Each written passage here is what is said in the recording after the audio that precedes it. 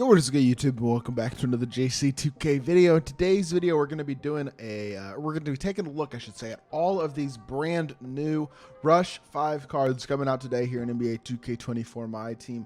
Rodman himself as an end reward intrigues me because of his athleticism and defense, especially depending on what his SIGs look like. But the rest of this drop, I must admit, is not exactly a drop that jumps off the page at you as being incredibly exciting. These are not huge elite names. Mont Ellis, Richard Jefferson, Bruce Bowen, Isaiah Ryder. I don't think these are names that exactly get people excited, but at the same time, there is the potential for some of these cards to be pretty good. So, gonna try to judge the cards based off of the card they are and not what they look like or what their name is. But yeah, before we hop into, if you haven't already, make sure you hit that subscribe button. Help me push towards the 25,000 subscriber mark on the channel. I upload every single day. Would really appreciate it if y'all do subscribe. And without further ado, let's hop right into it. So, starting off with Luke Longley, 7'2" with a 7'6" wingspan, cannot shoot the ball at all, and 70 speed. I don't think I need to say anything else. This card is horrible. He is both slow and a non-shooter. That is 2 no-goes. Really, if only one of those things was true, he still would be almost unusable at this point in the year. But with both of those things being true, he is certainly unusable. Really, one of the worst cards we've seen released in a while is that Luke Longley, in all honesty.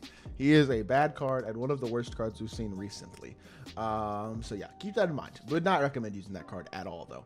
Dennis Scott, he's 6'8", a shooting guard with a 6'11" wingspan, so he's got really good size. Hot spots from basically everywhere as well, and he is an elite level shooter, off catch, corner, limitless range. Now, defensively, he's not bad, but it's all gold badges. He's just not complete enough Hall of Fame badge-wise, certainly not complete enough as a playmaker, nor as a slasher. 80 driving dunk, 86 ball handle, 85 speed, 95 three ball.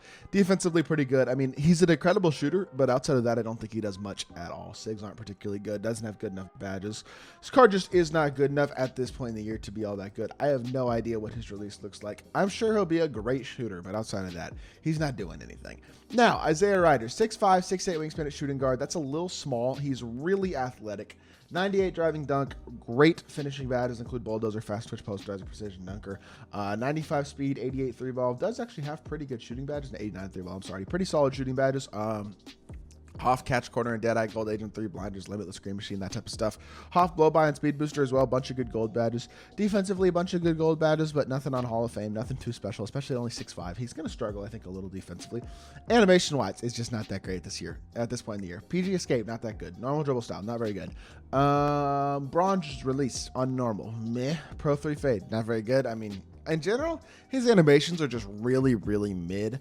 This is a very, very disappointing drop as a whole for a Rush set. I'm going to be honest, at least in terms of the depth of the set so far. Although I will say these first 3 are definitely the 3 worst. Dennis Scott, Luke Longley, and Isaiah Ryder are definitely the 3 that are not interesting. Bruce Bowen, Mont Ellis, and Rip Hamilton at least have the potential to be semi-interesting cards.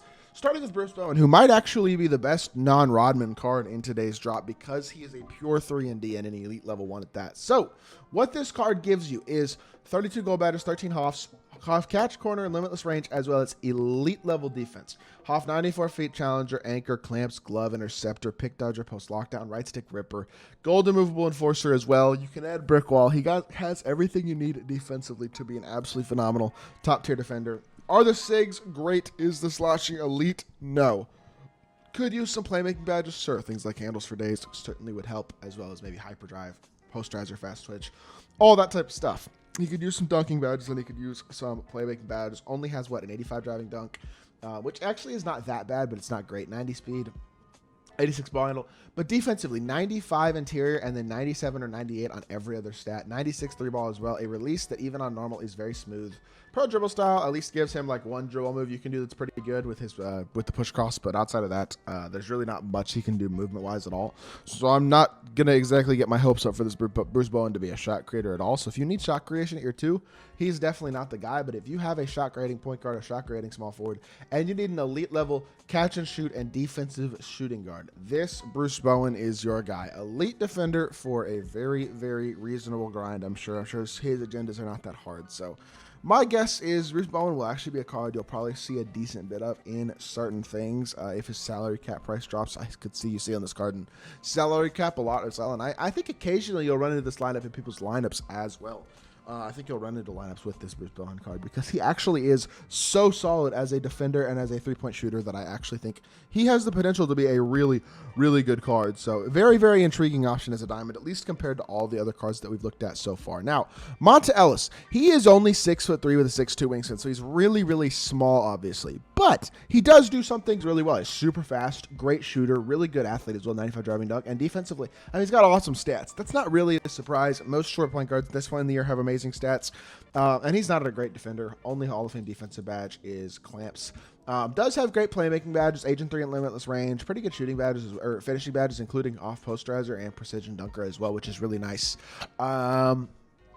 I mean, he's got two of the best top shooting badges in the game. Playmaking-wise is amazing. He's just not good enough defensively. He's too small. That's going to kill him defensively. Also, Sigs-wise, pro dribble style, not a great escape, not a great behind the back, not a great release, normal release still. They didn't upgrade his animations whatsoever, which is kind of lame because Paintime and Darren Williams last week did get his animations upgraded. This Mont Ellis card did not, and in all honesty, that is going to be the thing that kills this card. He's not very good because his animations suck. He wouldn't have been great because of a lack of size regardless, even if they did soup his animations up, because of a lack of souped animations. He is not very good. Definitely would have preferred a guy like Bowen at least over Mont Ellis. I will say that. Rip Hamilton, 6'7", 6'9" wingspan, 92 speed, 95 three ball, 85 driving dunk. Defensively, very, very good, or at least very solid. 85 interior, 80 block isn't insane. 86 ball handle, off speed booster, blow by, bunch of shooting badges in addition to 94 feet, clamps, glove, off ball pass, and right stick gripper. I mean, he is a good card. He is not the defender that Bruce Bowen was, but he is a more versatile offensive card than Bowen was, coming with base gold finishing badges, a more playmaking ability as well. Although still, really, really disappointing to not see any sort of changed animations. I guess I can't say I'm that surprised because, again, he's only a pink diamond, but he's got Pro 2 fade. Release isn't great, but it's not awful. Really, it's just a lack of sigs. He doesn't have a good dribble style, doesn't have a good escape. Behind the back is hard behind the back. That's a good behind the back, but he needs a good escape. He needs a good dribble style. Could use a nice drag back. Just limits his movement so much, unfortunately. And a guy who could use a really speed up, put it on quick or very quick. If this card had quick, has his release style quick or very quick, a better dribble style and escape, he would automatically be a much better card. But unfortunately, animation-wise, he's just not that great. And again, I actually think I'd take Bruce Bowen over Rip Hamilton as well because I know I like Bruce Bowen. I know Rip Hamilton's release isn't terrible, but I just think Bowen's defense is so valuable. And then you got Rodman, who is, I'm sure, much, much better than any of the cards from today's drop. 6'7", 7'3" wingspan, hotspots from basically everywhere outside the three-point line.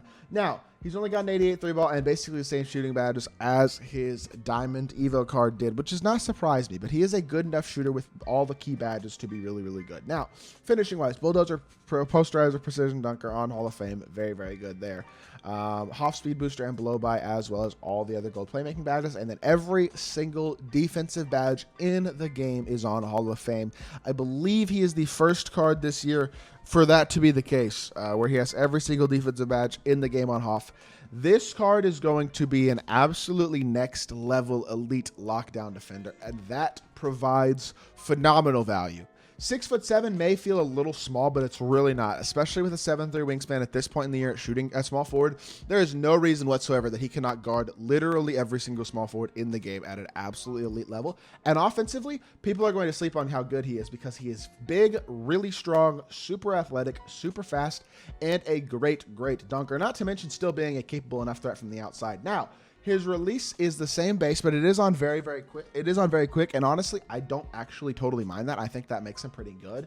Pro 3 fade is not top tier. Calorie dribble style, though, is very good. Pro escape, this could be a good escape or a bad escape. It just depends on which escape it is because there's multiple escapes that fall under this pro escape category, so we'll have to wait and see for gameplay on him to see what that is. Same thing with moving behind the back. Again, could be a good behind the back, could be a bad behind the back. Really don't know. Those two SIGs will probably be pretty important, though, in all honesty, to seeing how good this Dennis Rodman card truly is as a shot creator. But him at least having Kyrie dribble style gives him a go-to move that you can use in multiple ways. With a solid release, I understand it's not incredible, but on very quick, it will definitely get the job done. And being one of the most versatile athletes and defenders in the entirety of my team. This card is going to be phenomenal, and I think he will play on a lot of people's teams simply because of his defensive and athletic eliteness. Is he better than that Rush James Worthy from a couple weeks ago? In all honesty, I don't know yet. His release, I'm sure, will not be, but as an overall card, I might actually prefer him movement-wise and stuff. I don't know. We'll give him a try, I'm sure, here in the next couple hours whenever I'm able to do gameplay with him and see how good he is, but I think he's a really good card. If the Rush grind is easy, I could see him being worth grinding for, as kind of crazy as that is to say, because I know the rest of this set it sucks, but this card is good enough to where if he has some pretty decent half-court animations, he is phenomenal, because he doesn't have to have the best release in the world, I don't think, with how good he is defensively and as a slasher, as well as with some potential shot creation ability. I do think the release is good enough, probably. So I'm excited to try that card out, and I think he is really, really good, but the rest of this rush drop certainly is very disappointing. So not a huge fan of that. Would have really liked to see a center, but 2K knows exactly what they're doing by not dropping us centers for free. So it is what it is. I hope y'all did enjoy the video. If you did, make sure you hit that like button, leave a comment, and subscribe. I'll be back with more 2K content very, very soon, and I appreciate y'all. Peace.